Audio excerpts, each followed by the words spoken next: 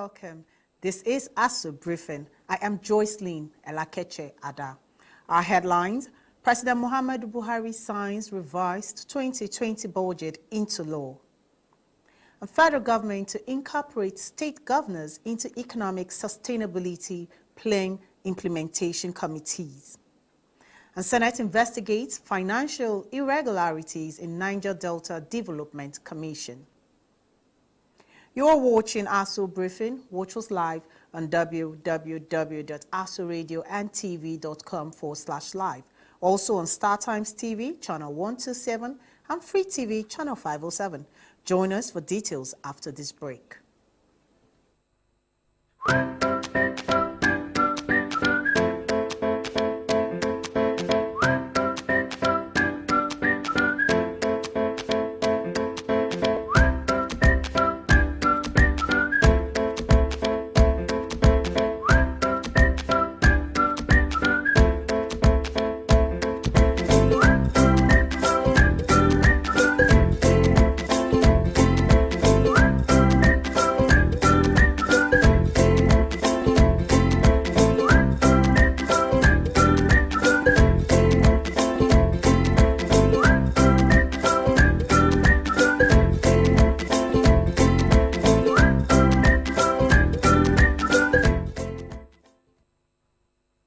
Welcome back. If you're just joining us, this is ASU Briefing. President Muhammadu Buhari has signed the revised 2020 budget into law. President Buhari said the revised 10.8 trillion budget for the year 2020 was passed by the National Assembly in June. Ile Imeje is here with us to discuss on more. You're welcome, Ile Imeje. Joycelyn, thank you for having me on the program. Okay, so what are the highlights of the revised 2020 budget? The major highlights include the revision of the original benchmark index of $57 per barrel on the budget to $30 per barrel. Then the increment of statutory transfers from the original 385 billion naira to 428 billion naira in order to develop the Niger Delta Commission as well as the Northeast Development Commission, and also the reduction of the other statutory budget as well as the increment of the expenses. One major thing to note on the revision of the budget is the reduction of the general recurrent expenditure, in line with the damages or havoc that has been done by the spread of coronavirus pandemic on the world's economy and that of Nigeria. Okay, so how does this affect the economy? Definitely it's going to affect the economy, because looking at the negative effect of COVID-19 on the major sectors of the economy, there was need by the government to reduce the recurrent expenditure and to increase statutory transfers that will also help in developing key sectors of the economy. Just like I mentioned, the Niger Delta Development Commission and the Northeast Development Commission, all this, and then the area of the interventions by the Central Bank of Nigeria, through the Central Bank of Nigeria of the federal government, that is the various intervention on the social intervention programs, particularly on small and medium enterprises, SMEs, and then businesses across sectors of the country. So the reduction in the budget will help in a way to maintain a sustainable development on the Nigerian economy, because the transfers has been increased while the general expenditure is reduced. Thank you, Imeje. Thank you for having me. That was our business correspondent, Ile Imeje, giving us a brief on the 2020 budget. And moving on, the federal government says it will incorporate state governors in the implementation committees to drive its economic sustainability plan, ESP, for an enhanced growth and development of the nation. This was disclosed in a statement by the media aide to the Vice President, Mr. Laolu Akande. Professor Yemi Osibajo disclosed this while presiding over a virtual meeting of the National Economic Council. State governors requested to join the membership of Economic Sustainability Council pledging commitment to working with the federal government. Briefing the media after the meeting, Chairman of the Nigerian Governors Forum Ad Hoc Committee on the National Economic Sustainability Plan, Malam Nasser El-Rufai, commended the Osinbajo-led Economic Sustainability Council for a job well done.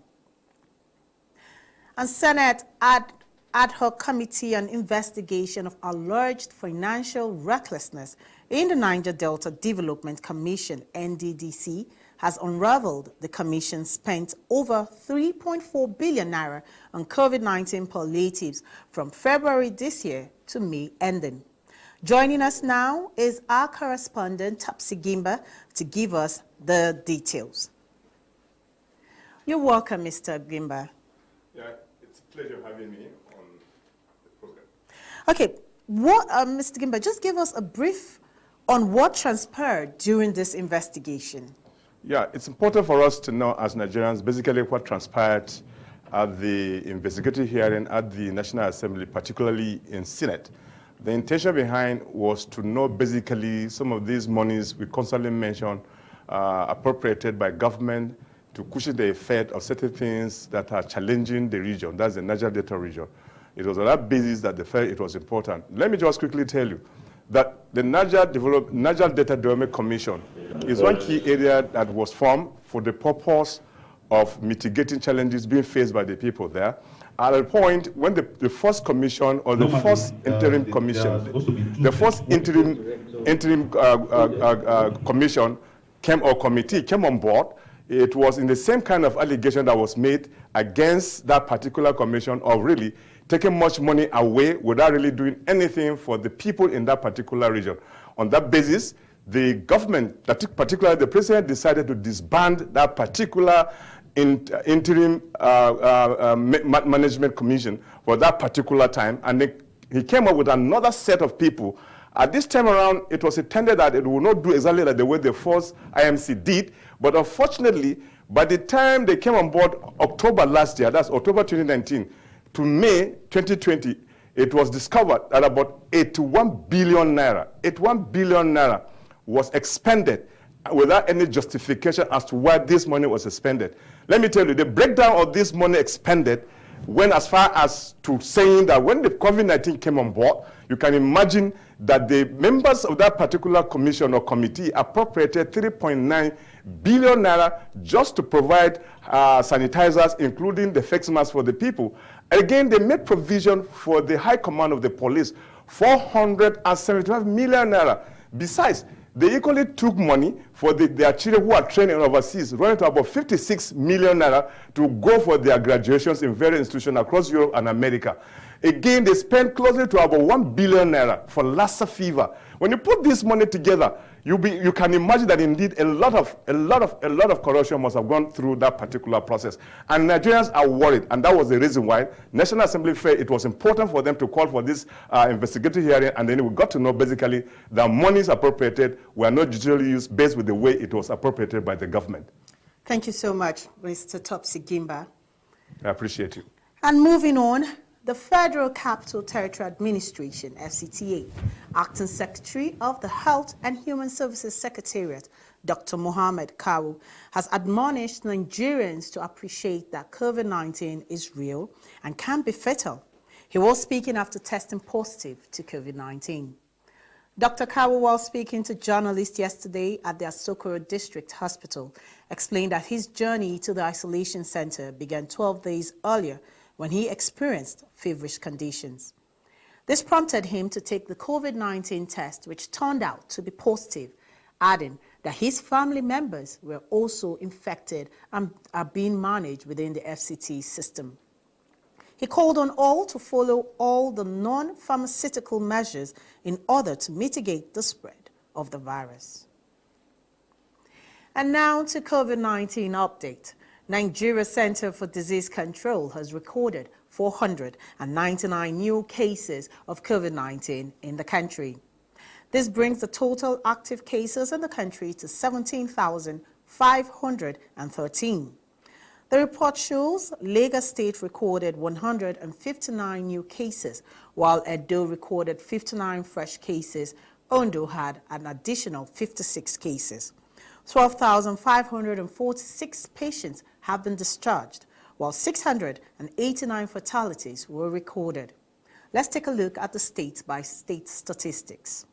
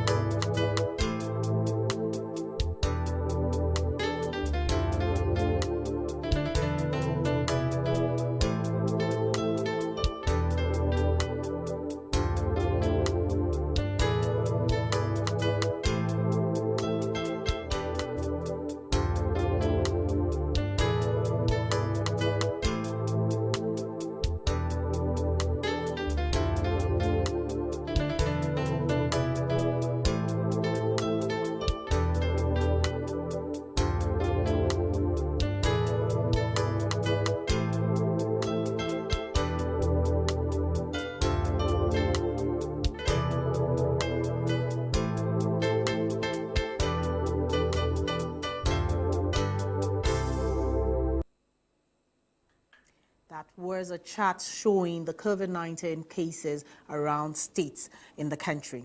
And still on COVID-19 cases in Africa is still on the rise, with South Africa leading with 238,339 confirmed cases. Egypt has over 79,000 confirmed cases, retaining its spot as the second highest in Africa. Nigeria is still third with over 30,500 confirmed cases. So far, Africa has a total record of 545,192 confirmed cases. Again, let's take a look at the statistics in Africa.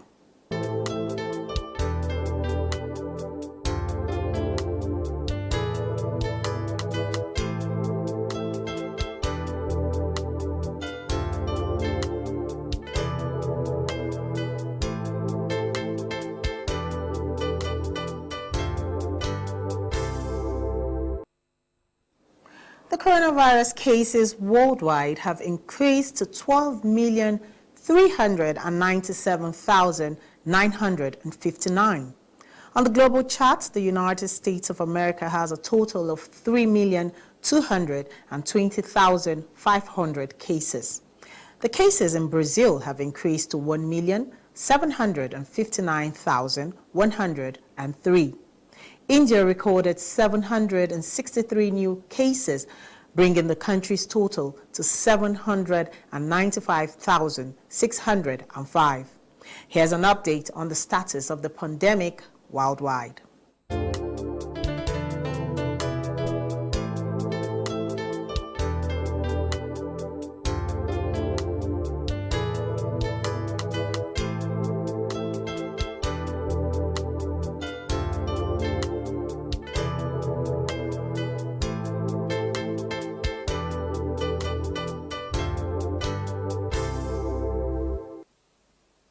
You are watching ASU Briefing. A reminder of the headlines. President Muhammadu Buhari to sign revised 2020 budget. And federal government incorporates state governors' economic sustainability plan implementation committees. Senate investigates financial irregularities in Niger Delta Development Commission, NDDC. Join us for more after this break.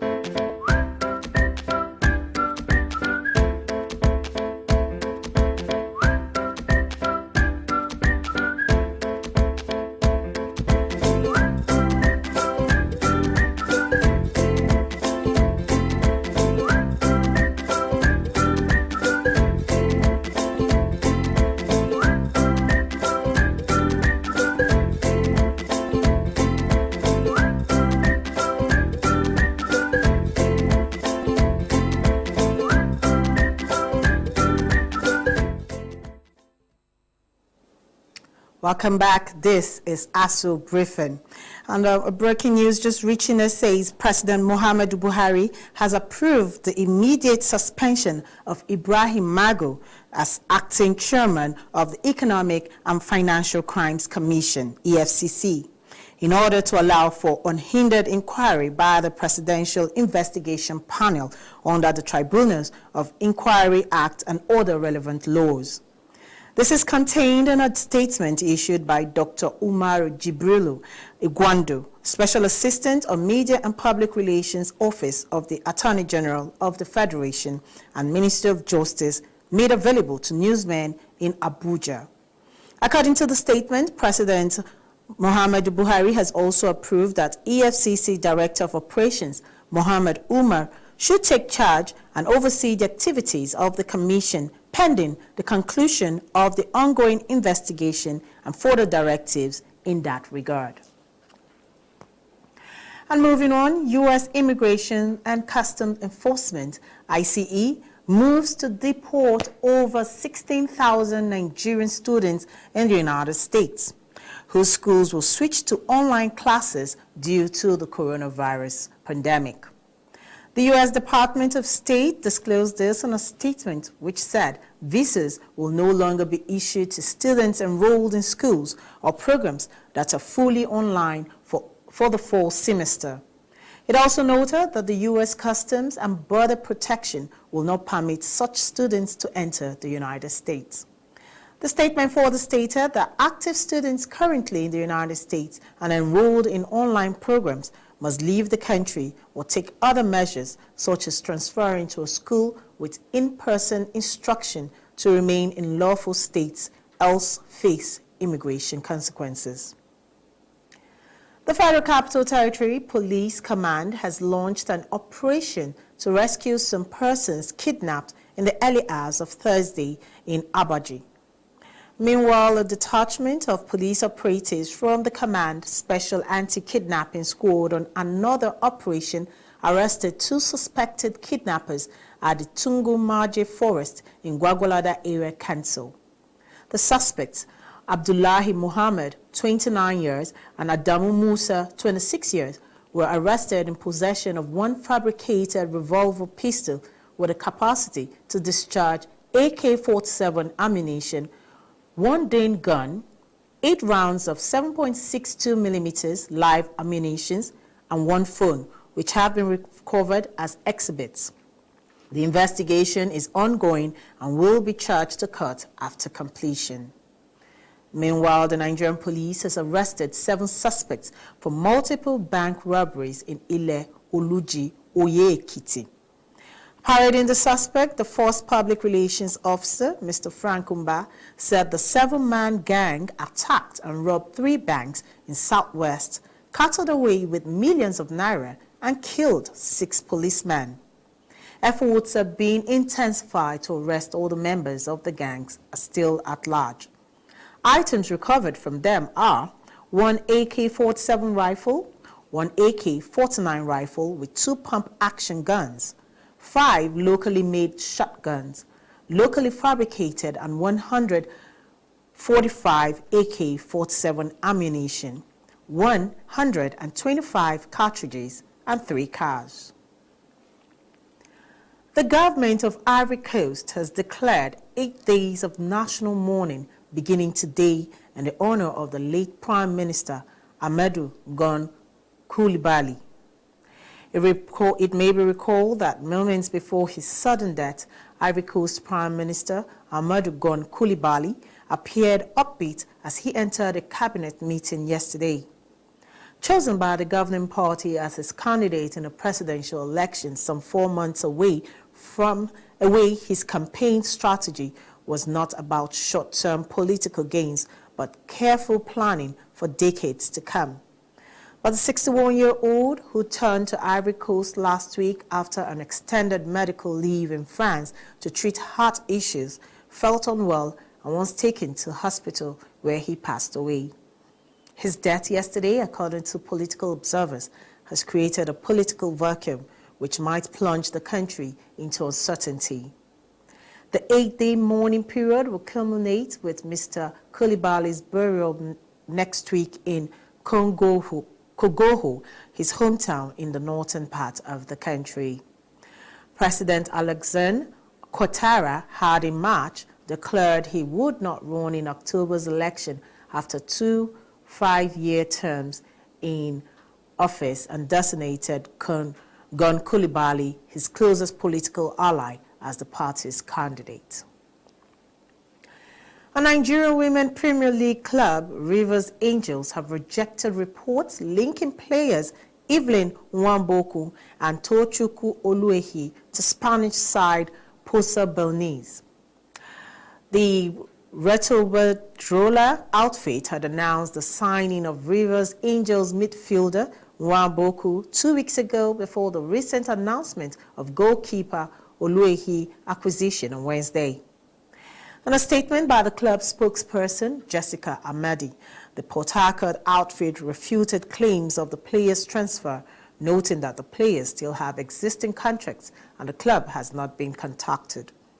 The Nigeria internationals are on the books of Rivers Angels for at least 6 years, winning several domestic titles, including the 2019 Nigeria's Women's Premier League amid past moves abroad. And thanks for watching ASO Briefing. Remember to take responsibility to stop the spread of COVID-19. I am Joycelyn Elakeche Ada. Good afternoon.